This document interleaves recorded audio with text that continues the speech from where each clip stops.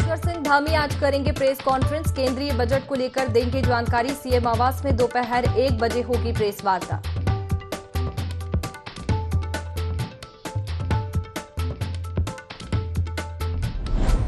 CM Dhami से उत्तराखंड के झांकी मानस खंड के कलाकारों ने की मुलाकात। झांकी के प्रत्येक कलाकार को 50,000 की धनराशि देने की सीएम ने की घोषणा।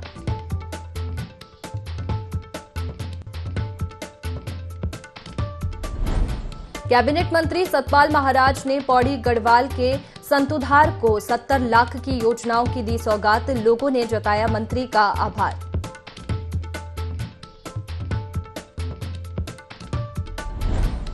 हल्द्वानी पुलिस ने गोलीकांड का किया खुलासा। 2 लोगों को किया गिरफ्तार। आरोपी के पास से पिस्टल और जिंदा कारतूस बरामद।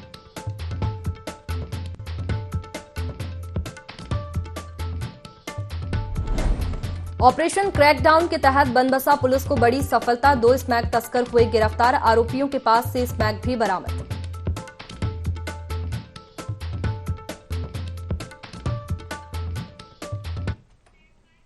नमस्कार, आप देख रहे हैं देवभूमि लाइव। मैं हूं आपके साथ में वैष्णवी और खबर देहरादून से, जहां जोशीमठ को लेकर सीएम धामी का बड़ा बयान सामने आया है। जोशीमठ को लेकर उन्होंने कहा कि कुछ लोग अनावश्यक एजेंडा चला रहे हैं। केंद्र और राज्य सरकार लगातार मॉनिटरिंग कर रही है। राष्ट्रीय महत्व की विकास योजनाओं को कुछ लोग रोकने का काम कर रहे हैं। इसके साथ ही जोशीमठ के प्रभावितों का पूरा ख्याल रखा जा रहा है, ऐसा सीएम पुष्कर सिंह धामी ने कहा है। हालात ऐसे नहीं है जैसे प्रचारित किए जा रहे हैं। तो ये बड़ा बयान सीएम पुष्कर सिंह धामी का आया है जोशीमठ को लेकर। उन्होंने कहा कि कुछ लोग अनावश्यक एजेंडा चला रहे हैं। केंद्र और राज्य सरकार लगातार मॉनिटरिंग कर रही है। राष्ट्रीय महत्व की विकास योजनाओं को कुछ लोग रोकने का काम कर रहे हैं। जोशीमठ के प्रभावितों का ध्यान रखा जा रहा है, पूरा ख्याल रखा जा रहा है। हालात ऐसे नहीं हैं जैसे प्रचारित किए जा रहे हैं, ऐसा सीएम पुष्कर सिंह धामी ने कहा है। ये बड़ा बयान जोशीमठ को लेकर सीएम पुष्कर सिंह धामी का आया है। जोशीमठ को लेकर सीएम धामी का ये बड़ा बयान आया। जोशीमठ में कुछ लोग अनावश्यक एजेंडा चला रहे हैं, ऐसा सीएम पुष्कर सिंह धामी ने कहा। वहाँ पर कुछ 4 धाम के इतने सारे हमारे प्रोजेक्ट चल रहे हैं जो देश के लिए राष्ट्रव्यापी हैं, और जो विकास की योजनाएं हैं उसको भी कुछ लोग अनावश्यक रूप से जो रोकने का काम कर रहे हैं, उनको इस प्रकार के काम नहीं करने चाहिए। जोशीमठ शहर को लेकर जहां राज्य की सरकार या देश की सरकार, माननीय प्रधानमंत्री नरेंद्र मोदी जी की सरकार लगातार उसकी मॉनिटरिंग कर रहे हैं। लगातार उन्होंने हर संभव सहायता का भरोसा भी दिया है और उस पर काम भी हो रहा है। और हमारा भी अच्छा है कि सभी का हम पुनर्वास करें, सभी की सहायता करें, उसमें कोई कमी हम करने वाले नहीं हैं। लेकिन अनावश्यक रूप से जो कुछ लोग इसकी आड़ में अलग प्रकार के एजेंडे चला रहे हैं, वो ठीक नहीं है। चलिए ज्यादा जानकारी लेंगे। हमारे सहयोगी आकाश हमारे साथ लाइव जुड़ गए हैं। आकाश, सीएम पुष्कर सिंह धामी का बयान आया है जोशीमठ को लेकर, उन्होंने कहा है। देखिए, बिल्कुल जिस तरह जोशीमठ को लेकर के लगातार सरकार काफी गंभीर है, और यही वजह है कि चाहे केंद्र सरकार हो या राज्य सरकार हो, लगातार मॉनिटरिंग एक तरह से कर रही है। किस तरीके से लोगों के विस्थापन की व्यवस्था वहाँ पर की जा सकती है, लोगों को किस तरीके से मदद वहाँ पर पहुंचाई जा सकती है कि जिससे कि एक तरीके से लोगों को वहाँ पर किसी तरीके की दिक्कतें ना हो।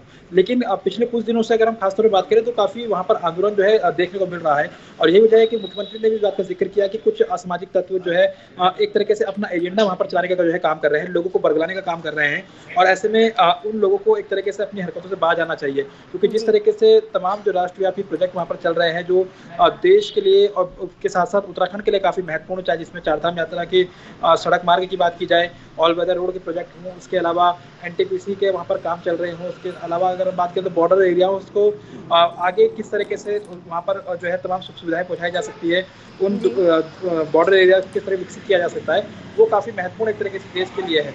लेकिन कुछ लोग जो है उस अपने एजेंडे के तहत जो है उन तमाम योजनाओं का विरोध कर रहे हैं और लोगों को एक तरीके से भड़काने का काम कर रहे हैं, जिसकी वजह से वहाँ पर आंदोलन देखने को मिल रहा है। और यही वजह है कि मुख्यमंत्री ने तौर पर हिदायत दी है कि जो ऐसे लोग हैं उनको उन पर कहीं ना कहीं राज्य सरकार भी नजर बनाए हुए है। अगर किसी तरीके की परेशानी वो राज्य के लिए या फिर राष्ट्र की योजनाओं के लिए खड़ा करते हैं तो उसके ऊपर भी एक्शन लिया जा सकता है। और ये वजह है कि मुख्यमंत्री ने सीधे तौर पर कहा है कि प्रधानमंत्री नरेंद्र मोदी भी लगातार मॉनिटरिंग कर रहे हैं। तकरीबन 7 से 8 टीमें वहाँ पर ऐसी हैं जो तमाम चीज़ों को लेकर के अध्ययन कर रही है कि किस तरीके से लोगों का पुनर्वास वहाँ पर हो सकता है, जोशीमठ को किस तरह से बचाया जा सकता है, जो प्रभावित क्षेत्र है उसको किस तरीके से ठीक किया जा सकता है। तो ऐसे में सरकार की प्रायोरिटी पे कहीं ना कहीं जोशीमठ है, लेकिन कुछ लोग अगर इस तरह के एजेंडा चलाएंगे तो वो कहीं ना कहीं बर्दाश्त नहीं होगा और इसी को लेकर के कहीं ना कहीं मुख्यमंत्री पुष्कर सिंह धामी का ये बयान सामने आया है। आकाश, कौन है वो लोग जो अनावश्यक एजेंडा चला रहे हैं और उन पर क्या एक्शन राज्य सरकार द्वारा लिया जा रहा है या फिर लिया जाएगा? देखिए, अनावश्यक जो एजेंडा लोग चला रहे हैं उसके पीछे का मकसद कहीं ना कहीं यही है कि किस तरीके से मुख्यमंत्री ने भी कहा है कि लोगों को बरगलाने का काम किया जा रहा है। आप इसके पीछे की अगर मंशा की बात करें तो कहीं ना कहीं खुद जो बीजेपी के प्रदेश अध्यक्ष है वो इस बात का जिक्र कर चुके हैं कि वामपंथी संगठन जो है वो इस तरह के वहाँ पर आंदोलन को जो है हवा देने का काम कर रहे हैं और कुछ विपक्षी दल जो है अपनी एक तरह की राजनीति रोटी सेकने के लिए जो है लोगों को बरगलाने का काम कर रहे हैं। तो कहीं ना कहीं पीछे सीधे तौर पर चाहे वामपंथी दलों की बात की जाए या फिर विपक्षी दलों की बात की जाए, सीधे तौर पर कहीं ना कहीं उसका एजेंडे को कहीं ना कहीं सरकार और संगठन की तरफ से भी देखा जा रहा है और यही वजह है कि लोगों को ये कहा जा रहा है कि इस समय राजनीति करने का वक्त नहीं है, लोगों के साथ खड़े होने का वक्त है और साथ ही साथ लोगों को किस तरीके से मदद पहुंचाई जा सकती है उस पर सहयोग करने की जरूरत है, ना कि लोगों को बरगला करके आंदोलन करने की जरूरत है। सरकार की प्रायोरिटी है कि किस तरीके से लोगों को बचाया जा सके। लोगों के विस्थापन की व्यवस्था सरकार कर रही है, तमाम जगहों पर जो चिन्हित भूमि की गई है वहाँ पर प्रीफैब्रिकेटेड हट बनाने का काम भी लगातार जारी है। जिलाधिकारी की अध्यक्षता में जो कमेटी बनाई गई थी उसने भी अपनी रिपोर्ट एक तरह से सौंप दी है। सरकार के पास तमाम रिपोर्टों का जो है अध्ययन एक तरीके से आने वाला है और साथ ही साथ विशेषज्ञों की जो रिपोर्ट है वो भी सरकार के पास आएगी। तो संभवतः 10 तारीख को जो कैबिनेट की बैठक होने वाली है उस पर इन पहलुओं पर जो है चर्चा हो सकती है और ऐसे में जो रिपोर्ट के आधार पर कहीं ना कहीं सरकारी कोशिश है कि लोगों का विस्थापन किया जाए और उसके बाद जिस तरह सरकार ने ये भी तय किया था कि कमेटी गठन करने के साथ ही जो केंद्र को एक रिपोर्ट सौंपनी है जिससे कि केंद्र से सहयोग मांगा जाए, तो ये तमाम चीजें भी जो है केंद्र को भेजी जा सकती है जिससे कि ये कोशिश की जाएगी कि केंद्र भी अपना सहयोग जो है जोशीमठ के लिए दे जिससे लोगों की वहां पर विस्थापन की व्यवस्था की जा सकती है। तो कह सकते हैं कि सरकार की प्रायोरिटी पे कहीं ना कहीं जोशीमठ है और ऐसे में लगातार जिस तरह के आंदोलन चल रहे हैं उसके पीछे कहीं ना कहीं सरकार भी इस बात को देख रही है कि लोग अपने एजेंडे के तहत एक तरीके से राजनीतिक महत्वाकांक्षा के तहत जो है इस तरीके के आंदोलन को जो है हवा दे रहे हैं। जी बिल्कुल आकाश, फिलहाल जोशीमठ में तो विस्थापन का कार्य किया जा रहा है। फिलहाल बहुत शुक्रिया तमाम जानकारी के लिए। आगे बढ़ेंगे, अगली खबर लोहाघाट में गुलदार का आतंक रुकने का नाम नहीं ले रहा है। बीते दिनों बारकोट ब्लॉक के चाबी चौमेल में गुलदार ने एक बच्चे पर हमला कर उसे घायल कर दिया था, जिसको देखते हुए वन विभाग सक्रिय हो गया है। वन विभाग ने गुलदार को पकड़ने के लिए पिंजरा लगाया है, तो वहीं गुलदार के हमले से ग्रामीण दहशत में है।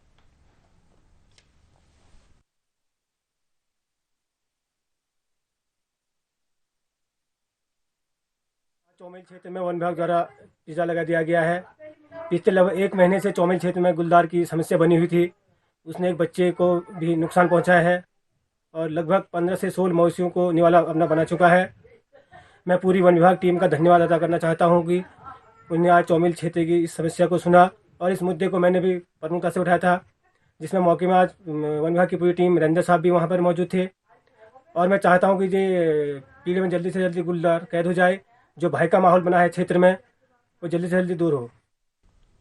चलिए आगे बढ़ते हैं। हल्द्वानी पुलिस ने देर रात पंचचक्की चौराहे पर हुए गोलीकांड का खुलासा करते हुए 2 लोगों को गिरफ्तार किया है, जिनके पास से एक पिस्टल और 2 जिंदा कारतूस भी बरामद हुई है। इस दौरान एसएसपी पंकज भट्ट ने बताया कि देर रात पंचचक्की चौराहे के कैफे में एक व्यक्ति को गोली मार दी गई थी। वहीं व्यक्ति गंभीर रूप से घायल हो गया, जिसको इलाज के लिए अस्पताल में भर्ती कराया गया। के भाई विक्रम सिंह द्वारा एक तहरीर दी गई कि उसके भाई बिशन सिंह जिसका AM to PM बेकरी है उसके यहाँ दीपक और संजू बिष्ट बैठे हुए थे इनके साथ में और कुछ और युवक थे। इनकी आपस में कहासुनी हुई। इसमें दीपक द्वारा लाए गए अवैध पिस्टल से संजू बिष्ट ने फायर किया, जिससे इनके भाई बिशन सिंह सीरियस इंजर्ड हो गए। इस पर 307 का मुकदमा कायम किया गया। पुलिस द्वारा तत्परता से बिशन को अस्पताल में भर्ती किया गया, जिन्हें राममूर्ति अस्पताल रेफर किया गया और वहाँ उनका इलाज चल रहा है। इसमें जो 2 मेन अभियुक्त दीपक जिसके द्वारा अवैध हथियार लाया गया था और संजू बिष्ट जिसने फायर किया, इन दोनों की पुलिस द्वारा गिरफ्तारी की गई है। पुलिस द्वारा तत्परता से 8 घंटे के अंतर्गत इनको गिरफ्तार किया गया। इसके लिए मेरी तरफ से 5000 रुपये के इनाम की घोषणा की गई। चलिए आगे बढ़ेंगे अगली खबर की ओर, जहां गणतंत्र दिवस पर विभिन्न राज्यों की झांकियों में उत्तराखंड की मानसखंड झांकी को प्रथम स्थान मिला है, जिसके बाद महानिदेशक सूचना बंसीधर तिवारी सीएम धामी ने भेंट मुलाकात की। इस दौरान उनके साथ झांकी के कलाकार भी मौजूद रहे। सीएम ने कलाकारों का स्वागत करते हुए इसे सम्मान की बात बताई और कहा कि इससे उत्तराखंड को अलग पहचान मिली है। साथ ही कलाकारों को 50-50 हजार रुपए देने की घोषणा की। देहरादून महानिदेशक सूचना बंसीधर ने सीएम से मुलाकात की और सीएम हाउस में सीएम धामी से सौजन्य मुलाकात की।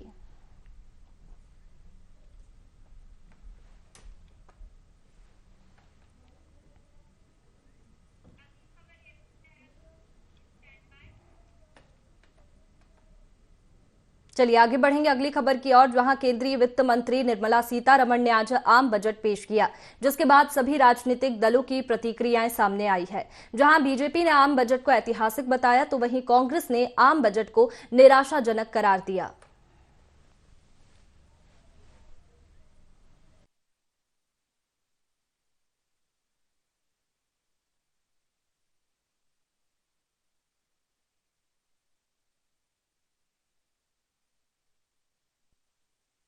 देखिए, सबसे पहले मैं अपने देश के बहुत ही यशस्वी प्रधानमंत्री आदरणीय मोदी जी का, और आज जिन्होंने अपना बजट पेश किया है लोकसभा के और राज्यसभा में, हमारी वित्त मंत्री माननीय निर्मला सीतारमण जी का बहुत बहुत साधुवाद कर रहा हूँ, उनको बहुत बधाई दे रहा हूँ। जिस प्रकार से एक ऐतिहासिक बजट, एक संतुलित बजट, एक बहुमुखी बजट पेश किया है और सभी वर्गों को साधने वाला बजट उन्होंने जिस प्रकार से पेश किया है, निश्चित रूप से वो बधाई की पात्र हैं। मैं इसको यदि एक लाइन में कहूँ तो ये भी कह सकते हैं कि जिस प्रकार से सेंसस में उछाल आया, तो इससे बहुत स्पष्ट हो जाता है कि सभी लोगों को ये बजट पसंद आया। और पूरे विश्व के प्लेटफॉर्म पे यदि हम देखें, जहाँ मंदी का दौर चल रहा है, ऐसे में हमारे देश का इतना सुंदर बजट पेश होना हमारे यहाँ की अर्थव्यवस्था को निश्चित रूप से मजबूत करेगा। वित्त मंत्री श्रीमती सीतारमण जी ने सर्वस्पर्शी सर्वसमावेशी बजट प्रस्तुत किया है, जिसमें गरीब कल्याण की अनेकों योजनाएं, मध्यम वर्ग के राहत के देने का पूरा उसमें समावेश है और देश का मान विश्व स्तर पर बढ़ाने का काम इस बजट के द्वारा किया गया है। बजट में गरीब एवं मध्यम वर्ग के लोगों के लिए जरूरत के सामान पर विशेष छूट दी गई है। इसके साथ साथ मध्यम वर्ग को नए आयकर स्लैब जो दी है, इससे बड़ा लाभ सबको मिलेगा। 2 लाख तक 7 लाख टैक्स सीमा कर दी गई है और पर्यटन के लिए विशेष बजटों की व्यवस्था की गई है, तीर्थाटन की व्यवस्था की गई है, जिसका लाभ उत्तराखंड राज्य को प्राप्त होगा। जो बजट भारत सरकार ने प्रस्तुत किया है, उस बजट में उत्तराखंड के परिप्रेक्ष्य में कुछ उत्तराखंड को नहीं मिला है। ग्रीन बोनस की हम देगी, कुछ उसमें नहीं मिल पाया है। जीएसटी से जो क्षतिपूर्ति हो रही है, उस क्षतिपूर्ति में भी कोई बात नहीं हुई है। जोशीमठ के परिप्रेक्ष्य में हम समझते थे कि बजट में कोई प्रावधान केंद्र की सरकार करेगी, लेकिन तो ये बजट घोर निराशाजनक वाला बजट है और उत्तराखंड के हाथ खाली। इस बजट में अधिकांश मामलों में जिसमें वित्तीय प्राविधान निहित हैं और जिसको एक वादे के रूप में कहा गया है, ये कहा गया है कि ये 3 वर्ष, आगे के 3 वर्षों के लिए, इसका मतलब है जो वर्तमान वित्तीय वर्ष है उसमें सरकार के पास धन नहीं है और इसलिए लायबिलिटी नहीं लेना चाहते हैं। अधिकांश मामलों में वित्त मंत्री ने कहा है कि ये 3 वर्ष के कोर्स के लिए, ये कहीं पर भी रोजगार की बात नहीं करता। ग्रोथ डिसेप्टिव ग्रोथ है, खाली कुछ लिफाफे योजनाएं प्रस्तुत की गई हैं। उन लिफाफे योजनाओं से सामान्य लोगों के जीवन में कोई परिवर्तन नहीं आने जा रहा है। महंगाई को ये कहीं पर एड्रेस नहीं करता, उसको घटाने की बात कहीं पर नहीं करता। और उत्तराखंड के हिसाब से बजट, जब आप इन्वायरमेंटल चीज़ों की बातें बड़ी कर रहे हैं, हरित हरित हरित कर रहे हैं, जो ग्रीन एरिया है, जो हरित एरिया है, जो ऑक्सीजन देने वाला एरिया है, उत्तराखंड जैसे राज्य जो जंगलों की रक्षा कर रहे हैं, उनको ग्रीन बोनस देने के विषय में जो एक लॉन्ग स्टैंडिंग डिमांड है, उसमें ये शांत है। केंद्रीय वित्त मंत्री निर्मला सीतारमण ने देश का बजट पेश किया। बजट को पक्ष अच्छा बता रहा है, तो वहीं विपक्ष बजट में कमियां गिना रहा है। इस बजट पर आम आदमी की क्या राय है, आइए दिखाते हैं।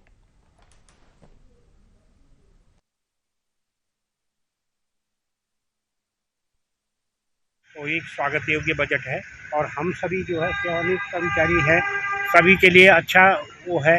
और 7 लाख का जो उन्होंने वो रखा दायरा, वो सब स्वागत योग्य है।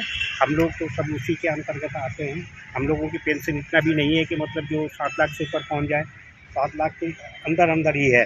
तो ये जो है मोदी जी सब भविष्य को देखते हुए जो है उन्होंने इस तरह से जो है इस अपने वित्त मंत्री को इस तरह से इंस्ट्रक्शन दिया होगा और कैबिनेट में ये फैसला लिया गया कि भाई 7 लाख जो है कम से कम, पहले तो 5 लाख था, अब ज़्यादा से ज़्यादा होता तो 6 लाख होता, लेकिन उन्होंने 7 लाख कर दिया। इस पर जैसा कि 7 लाख का सुनने की छूट हो रही है, तो ये बहुत अच्छा कदम है और पूरे देश के पेंशनरों को इससे फ़ायदा होगा। आयकर के दायरे से दूर होने, तो ये एक स्वागत योग्य बजट है। और जैसा इलेक्ट्रॉनिक तमाम अन्य उस पर सामग्रियों पर कुछ रेट कम है, तो ये भी एक स्वागत योग्य है। और हम इस बजट से तमाम बुजुर्ग लोग, वरिष्ठ नागरिक सभी हम सहमत हैं। बजट जो सुनने में आ रहा, अभी हमने ये मालूम पड़ा है कि 7 लाख के आयकर में सीमा बढ़ा दी है। ये हमें उम्मीद थी पहले कि हमें वित्त मंत्री हमारे इस टाइम जो है सुलझी हुई, सीतारमण जी बहुत सुलझी हुई वित्त मंत्री हमारी, और प्रधानमंत्री के नेतृत्व में जो काम वो कर रही हैं वो सबके हित में कर रहे हैं। उनका एक स्लोगन भी है कि सबका साथ, सबका विकास, सबका साथ वाली बात है। तो वो ये जो बजट जो इस टाइम आया है वो बहुत स्वागत योग्य बजट है और हम सब लोग उसका स्वागत करते हैं, समर्थन करते हैं। मध्यम वर्ग के जितने भी लोग हैं इससे लाभान्वित होंगे, जैसे कि जो है ये पेंशनर संगठन हुआ या कार्यकारी जितने भी कर्मचारी हैं उनसे लाभान्वित होंगे। और इनमें जो है आयकर का दायरा जरूर बढ़ना चाहिए। इस चीज़ के लिए जो है हम सरकार से अपेक्षा करते हैं और यही चाहते हैं कि वो आयकर का दायरा बढ़ाए ताकि आम जनता को जो लाभ मिले। सामान्यतः यह है कि अब ये तो देशकाल परिस्थिति के अनुसार ही पता चल पाएगा कि क्या होता है, लेकिन होना ये चाहिए कि आम जनता को जो है लाभ मिले। बजट ऐसा होने का लोग लुभाव ना होने।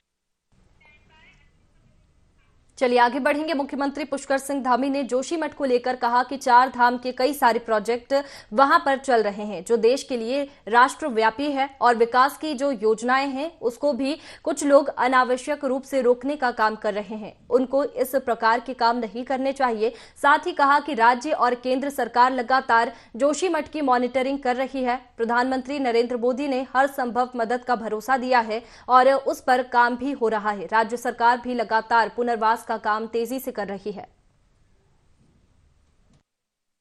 4 धाम के इतने सारे हमारे प्रोजेक्ट चल रहे हैं जो देश के लिए राष्ट्रव्यापी हैं और जो विकास की योजनाएं हैं उसको भी कुछ लोग अनावश्यक रूप से जो रोकने का काम कर रहे हैं, उनको इस प्रकार के काम नहीं करने चाहिए। जोशीमठ शहर को लेकर जहां राज्य की सरकार या देश की सरकार, माननीय प्रधानमंत्री नरेंद्र मोदी जी की सरकार लगातार उसकी मॉनिटरिंग कर रहे हैं। लगातार उन्होंने हर संभव सहायता का भरोसा भी दिया है और उस पर काम भी हो रहा है। और हमारा भी अच्छा है कि सभी का हम पुनर्वास करें, सभी की सहायता करें, उसमें कोई कमी हम करने वाले नहीं हैं। लेकिन अनावश्यक रूप से जो कुछ लोग इसकी आड़ में अलग प्रकार के एजेंडे चला रहे हैं वो ठीक नहीं। कैबिनेट मंत्री गणेश जोशी द्वारा पूर्व प्रधानमंत्री राजीव गांधी और इंदिरा गांधी पर टिप्पणी किए जाने से कांग्रेस कार्यकर्ताओं में भारी आक्रोश है, जिसको लेकर देहरादून में कांग्रेस कार्यकर्ताओं ने कैबिनेट मंत्री के खिलाफ जमकर नारेबाजी कर उनका पुतला दहन किया। कांग्रेस महानगर अध्यक्ष डॉक्टर जसविंदर सिंह गोगी ने मुख्यमंत्री से गणेश जोशी को तत्काल मंत्रिमंडल से बर्खास्त करने की मांग की। कांग्रेस कार्यकर्ताओं ने कहा ये उनकी है, ये उनकी मानसिकता को दर्शाता है। भाजपा को ऐसे बयान देने की आदत पड़ गई है। भाजपा पहले से ही सनातन धर्म को बदनाम और शहीदों को अपमान करती आ रही है, जिसको कांग्रेस बर्दाश्त नहीं करेगी। ईमान के हत्यारे जो जिस तरह का बयान दे रहे हैं, संकोचित बयान उनकी मानसिकता और अपराधिकता को दर्शाता है। इस तरह के बयान भाजपा के नेताओं को आदत पड़ गई है देने की। ये लोग पहले से भी सनातन धर्म को बदनाम करने की और साथ शहीदों का अपमान कर रहे हैं और ये चीज हम बिल्कुल बर्दाश्त नहीं करेंगे। इसलिए आज हम इकट्ठे हुए हैं, इसलिए हमने यहाँ पर अपना विरोध दर्ज करा है। ये उनकी मानसिकता बन गई है और इसलिए हमारी मांग है उनको मंत्री परिषद तत्काल प्रभाव से हटाना चाहिए। चलिए आगे बढ़ेंगे। हरिद्वार की थाना पिरान क्लियर पुलिस ने दुष्कर्म के आरोपी पिता गिरफ्तार किया है। आरोपी को न्यायालय के सामने पेश किया गया है। जानकारी के मुताबिक एक महिला ने पुलिस से शिकायत करते हुए बताया कि उसके पति ने उसकी नाबालिग बेटी से दुष्कर्म किया और घटना के बाद मौके से फरार हो गया। शिकायत के बाद पुलिस ने आरोपी पिता के खिलाफ पॉक्सो समेत कई धाराओं में मुकदमा दर्ज कर उसकी तलाश शुरू कर दी है।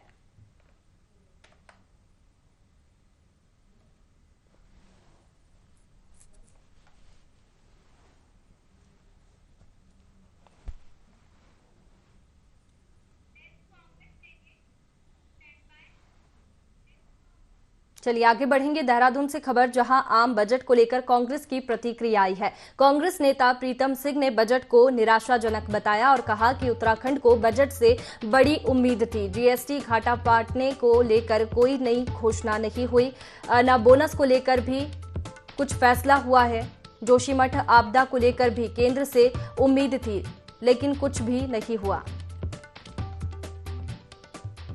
तो आम बजट को लेकर कांग्रेस की प्रतिक्रिया आई। कांग्रेस नेता प्रीतम सिंह ने बजट को निराशाजनक बताया। उन्होंने कहा कि उत्तराखंड को बजट से बड़ी उम्मीद थी। जीएसटी घाटा पाटने को लेकर कोई घोषणा नहीं हुई और न बोनस को लेकर भी फैसला नहीं हुआ।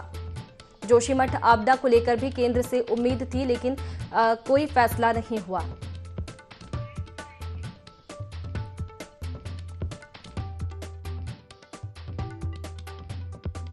जो बजट भारत सरकार ने प्रस्तुत किया है उस बजट में उत्तराखंड के परिप्रेक्ष्य में कुछ उत्तराखंड को नहीं मिला है। ग्रीन बोनस की हम देगी कुछ उसमें नहीं मिल पाया है। जीएसटी से जो क्षतिपूर्ति हो रही है उस क्षतिपूर्ति में भी कोई बात नहीं हुई है। जोशीमठ के परिप्रेक्ष्य में हम समझते थे कि बजट में कोई प्रावधान केंद्र की सरकार करेगी, लेकिन तो ये बजट घोर निराशाजनक वाला बजट है और उत्तराखंड के हाथ खाली। चलिए आम बजट पर बीजेपी प्रदेश अध्यक्ष की प्रतिक्रिया भी आई। बजट में सभी वर्ग के लोगों के लिए सौगात है। महेंद्र भट्ट ने कहा है बजट में किसानों को लेकर बड़ा ऐलान किया गया है। आम आदमी के लिए ये बजट बहुत अच्छा है। तो बजट को लेकर आम बजट पर बीजेपी प्रदेश अध्यक्ष महेंद्र भट्ट की भी प्रतिक्रिया आई। उन्होंने बजट में सभी वर्ग के लोगों के लिए सौगात है। उन्होंने कहा कि बजट में किसानों को लेकर बड़ा ऐलान किया गया। आम आदमी के लिए ये बजट बहुत अच्छा है।